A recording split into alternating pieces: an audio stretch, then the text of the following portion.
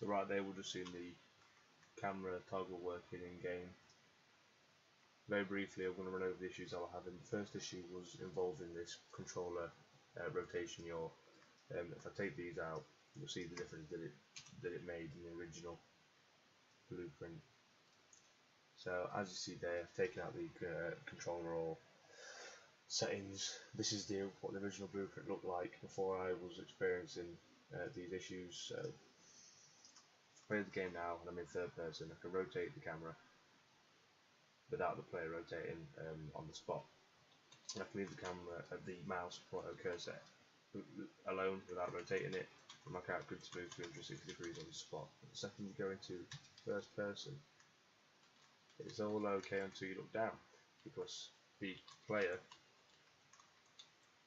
essentially, you can have your camera pointing one way and the player running in the other. So right now I'm facing the direction I want to go, but I can run backwards. So that was one issue there, and this issue aided a second issue with the teleport emitter that I'll explain in a second. So the fix for this took me quite a while to figure out the exact location of where both these nodes needed to be, but eventually got that working. So it just checks if, once it's pressed, is it in first person. If it is in first person, then on the first click, set the controller always positive, play the whole sequence out.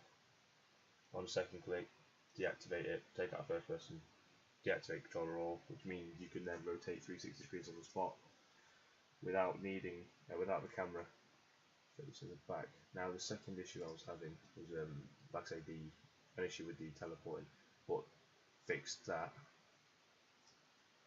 by simply adding a second emitter to the player character. So the first emitter is in the centre of the body, the second emitter is right in front of its face. The original issue that was occurring was when you teleport up or down in first person, because the first emitter, as you can see here, is based in the centre of the character, you won't be able to see it very well, only slight orange sparks through the player's face. So what I did to fix that was went into the teleport blueprint, created a variable to begin with, is in first person, so it comes off of both of the up and down, checks if the player's in first person. If the player's in first person, it goes up here and chooses the emitter toward the front of its head and plays the emitter there.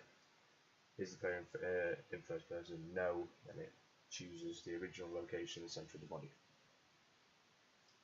As a result, this is what we now get. So we're in third person, teleport up, clearly coming from the centre,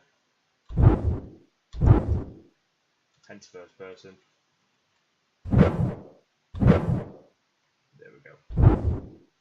You can see that it's spawning in front of the blazer. They were the two fixes to the issues I'm having.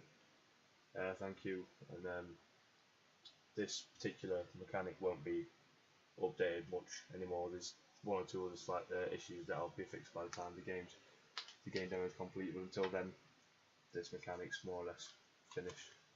Thanks for watching.